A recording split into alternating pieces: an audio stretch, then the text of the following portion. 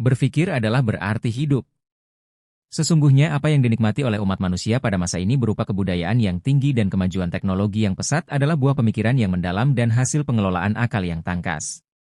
Dengan akal yang sudah terlepas dari jeratan yang mengekangnya berabad-abad itu, manusia dapat menemukan rahasia-rahasia kehidupan dan keajaiban penciptaan Tuhan sekitar alam semesta ini. Ia dapat menggali kekayaan-kekayaan alamiah yang terpendam dalam perut bumi dan terserak-serak di bawah dasar laut yang luas, dapat menguasai tanah yang kering dan disulapnya menjadi tanah subur untuk menghasilkan komoditi-komoditi yang berlipat ganda. Ia dapat pula dengan karunia akal itu mendekatkan jarak-jarak yang berjauhan, menyelamatkan dan melindungi dirinya dari bahaya berbagai penyakit yang ganas. Walhasil manusia dengan otaknya yang telah bangkit itu berhasil menghantar kehidupan manusia pada masa ini ke suatu tingkat yang belum pernah diidam-idamkan oleh nenek moyangnya yang dahulu. Tiap anggota tubuh manusia mempunyai fungsi yang sudah tertentu. Akal berfungsi sebagai sarana berpikir, merenungkan sesuatu dan menarik pelajaran dan iktibar dari kejadian-kejadian yang dilihat atau dialaminya. Dan jika akal tidak berfungsi sebagaimana mestinya menurut kodrat yang telah ditentukan oleh penciptanya, maka itu berarti terhentinya kegiatan hidup seseorang yang pada akhirnya membawa kematian dan kemusnahan jiwa dan spiritnya. Agama Islam yang menghendaki agar akal terlepas dari jeratannya dan bangkit dari kebekuannya mengajak serta menghimbau umat manusia agar melihat, berpikir dan merenungkan keajaiban ciptaan Allah yang menjanjikan pahala dan ganjaran untuk itu sebagai amal dan intisari ibadah. Berfirmanlah Allah Subhanahu wa Ta'ala dalam surat Yunus ayat 101 dan surat Saba ayat 46 sebagai berikut. Artinya, katakanlah, perhatikanlah apa yang ada di langit dan di bumi. Surat Yunus ayat 101. Katakanlah, sesungguhnya aku hendak memperingatkan kepadamu suatu hal saja, yaitu supaya kamu menghadap Allah dengan ikhlas berdua-dua atau sendiri-sendiri. Kemudian kamu fikirkan. Surat Saba ayat 46. Dan bersabdalah Rasulullah Shallallahu Alaihi Wasallam menurut riwayat Ibnu Habban dari Ali radhiyallahu anhu, tiada ibadah seperti berfikir dan merenungkan tanda-tanda kebesaran Allah.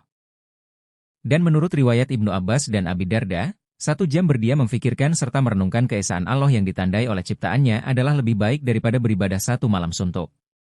Berkata Aisyah radhiyallahu anha. Pada suatu malam bangunlah Rasulullah Shallallahu Alaihi Wasallam dan bersyalatlah beliau setelah berwudhu. Beliau tidak meninggalkan tempat bersembahyang dan menangis sampai terdengar suara adzan Bilal radhiyallahu anhu untuk sholat subuh. Aku bertanya padanya, "Ya Rasulullah, kenapa engkau menangis padahal Allah telah mengampuni dosamu yang sudah lalu maupun yang akan datang?" Beliau menjawab, "Tidaklah aku menjadi hamba yang bersyukur?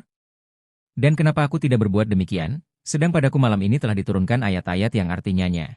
Sesungguhnya dalam penciptaan langit dan bumi dan silih berganti malam dan siang terdapat tanda-tanda bagi orang-orang yang berakal, yaitu orang-orang yang mengingat Allah sambil berdiri dan duduk dan dalam keadaan berbaring dan mereka memikirkan tentang penciptaan langit dan bumi seraya berkata, Ya Tuhan kami, tiadalah Engkau menciptakan ini dengan sia-sia, Maha Suci Engkau, maka peliharalah kami dari siksa neraka." Surat Al-Imran ayat 190 sampai dengan 191. Lalu bersabdalah Rasulullah melanjutkan kata jawabnya yang artinya-nya, celakalah bagi orang yang membacanya ayat-ayat tersebut dan tiada memfikirkannya. Hadits riwayat Ibnu Hibban. Dan diriwayatkan oleh Abu Hurairah radhiyallahu anhu bahwa Rasulullah Shallallahu Alaihi Wasallam bersabda. Artinya-nya, ada seorang pria sembari berbaring di atas tempat tidurnya mengangkat kepalanya dan tatkala melihat langit dengan bintang-bintangnya yang bertebaran berkatalah pada dirinya, "Aku menyaksikan bahwa bagimu ada Tuhan dan Pencipta. Ya Tuhan, ampunilah dosaku." Maka dilihatlah pria itu oleh Allah dan diampunilah ia. Allah Subhanahu wa Ta'ala mencela mereka yang mengingkari nikmat akal dan tidak memanfaatkannya sesuai dengan fungsinya sehingga menjadikan mereka alpa dan berpaling dari tanda-tanda kebesaran dan kekuasaannya. Dan banyak sekali tanda-tanda kekuasaan Allah di langit dan di bumi yang mereka melaluinya, sedang mereka berpaling daripadanya. Surat Yusuf ayat 105. Dan sekali-kali tidak datang kepada mereka suatu tanda dari tanda-tanda kekuasaan Tuhan mereka, melainkan mereka selalu berpaling daripadanya. Surat Yasin 46. Tingkat manusia akan turun sampai taraf yang lebih rendah dari tingkat binatang bila ia tidak menggunakan akalnya berfungsi sebagaimana mestinya.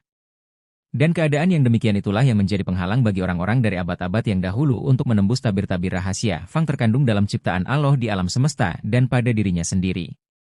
Allah Subhanahu wa Ta'ala berfirman, yang artinya, dan sesungguhnya kami jadikan untuk isi neraka jahanam kebanyakan dari jin dan manusia. Mereka mempunyai hati tetapi tidak dipergunakannya untuk memahami ayat-ayat Allah dan mereka mempunyai mata tetapi tidak dipergunakannya untuk melihat tanda-tanda kekuasaan Allah dan mereka mempunyai telinga tetapi tidak dipergunakannya untuk mendengar ayat-ayat Allah.